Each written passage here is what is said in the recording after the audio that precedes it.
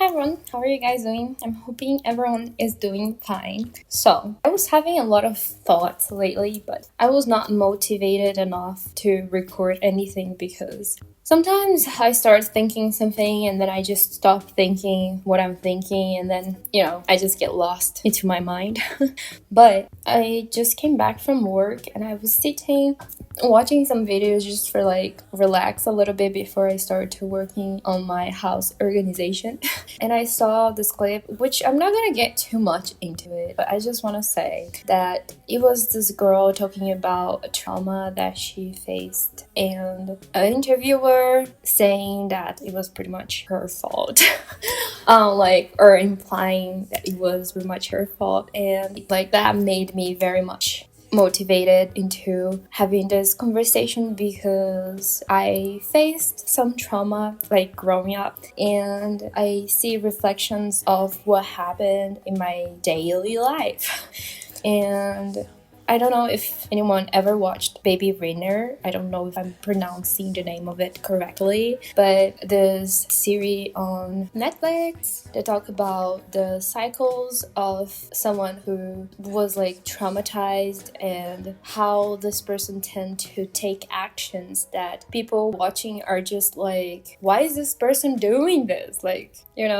You're constantly looking for a problem or constantly looking for scenarios where you would be in dangers or something like that. Talking from my perspective, I thankfully went not through I don't think we can measure types of traumas. I know what I've been through, and although it was a type of violence, it was not as, I don't know how to explain this, but what this girl was telling, it was pretty much heavy stuff. I'm not here to trigger anyone or even trigger myself. I'm not wanting to, but what I wanted to talk about is this cycles that people who was traumatized can fall for, because at some point this interviewer said something oh, because I talk with people like you all the time, and I know how this kind of people tend to be brainwashing to think that they deserve to live a bad life or to live in dangers or to be feeling pain or whatever like this. And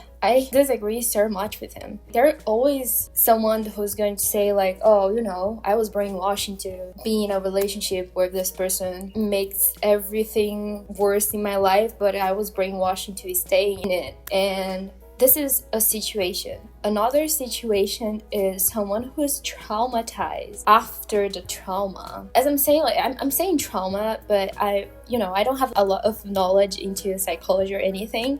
I'm just talking from my experience, and what I can see from my experience is that it's not only about trauma, because when I say trauma, a lot of people may think oh, you might have gone through some abuse or something like that, which is usually defined as trauma. But for example, someone could just simply have gone through a severe mental health issue growing up, and it was not taken as serious as it should be, or whatever this can become a trauma. Everyone fall for a different thing.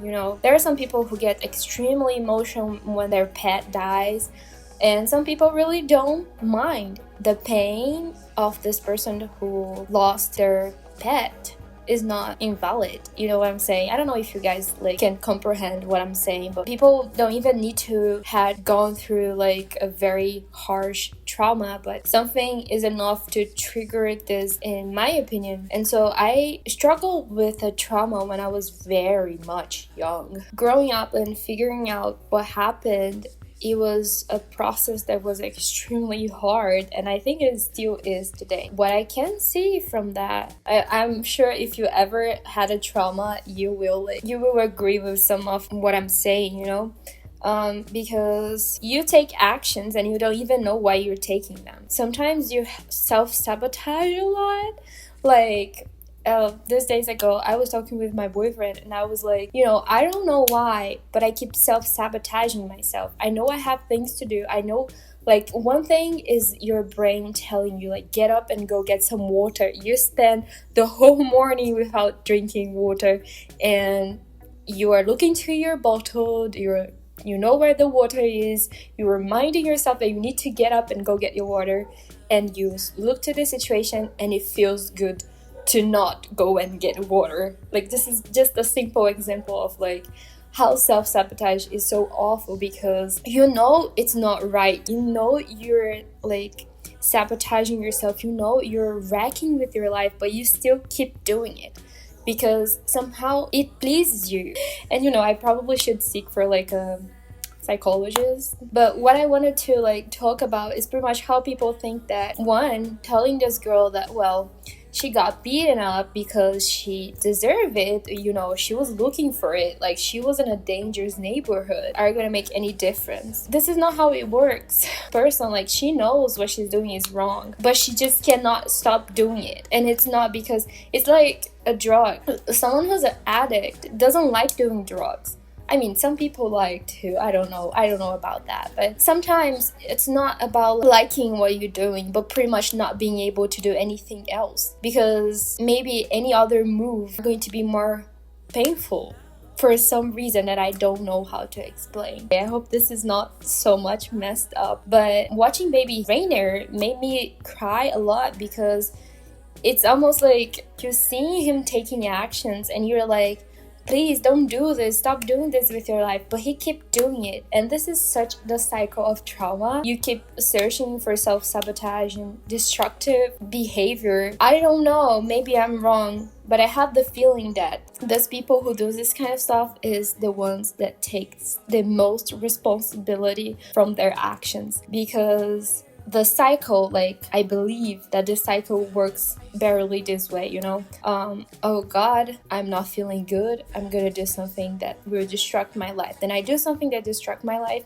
and I'm so pissed off with myself, I'm so mad with myself that I have to punish myself doing something that will make my life worse. And so we keep falling for it, because you keep doing things that you want to do for punish yourself. And so maybe that's just a way of telling that this person thinks that the trauma is their responsibility, and it's a way of kind of having the control. I think it's interesting because watching Baby Rainer, I don't remember the name of the main character, but at some point he mentioned that doing things wrong, like along the lines, okay? But doing things wrong was his way of having control, because if he fucked up with his life, he could know that he was the only one who could do it for real, you know? And I think that reflecting now, I see that maybe I'm wrong, it's just a thought. But sometimes I think that people, when go through a trauma, they think that they are the one to be fault by what happened. And because if I'm telling you, like, something bad happened to me, but I allowed this to happen, it means that I have control. It means that I won't allow this to happen again if I don't want to. And having this control in the life of someone who has gone through trauma is incredibly important. But at the same time, you do realize that you don't have control, because you keep doing bad things for yourself. Think, like, you know, I hope I'm understandable. Basically, when someone goes through trauma, this person thinks that if they think that they are the one to blame, they have more control. But once they think that they are the one to blame, they start to act against themselves, because your biggest enemy is yourself, right? Once you put yourself through it. So this is a cycle. It's the same thing with self-harm, self-destructive behavior. Like, yeah, it's just, that's my opinions on why we fall into these topics. But if you're a psychologist, or if you have any other knowledge about it, just, you know, please let me know. I just don't think it's fair to, you know, share stuff like, oh, you know, you suffer for abuse because you deserve it, you act for it. This is so, you know, if you talked with a lot of people like her, then you should be more, I mean, I don't know about them, I don't know about their lives, I can't say anything. I just say that it's a very judgmental way of saying, like, oh, I know a lot of people like this, and so because of that, I know that you're just brainwashed into thinking that you're having a good life. This is not how it works at all. Like, you know what you're doing is wrong. You're not brainwashed like into thinking that you're having a best life and you're so happy by doing wrong things for yourself. No, you know everything is wrong. And as much as more as you keep blaming yourself, more you're gonna do worse because it's unconscious, you know. And I think it's even funny because when he asked her like, you like that, and she says something like no, and he says like, oh, and why do you do that? And she's just like, I don't know. And you know, it's pretty much it. Like, you don't know why you're having the actions that you're having. So yeah, pretty much that's my thoughts for today. So bye.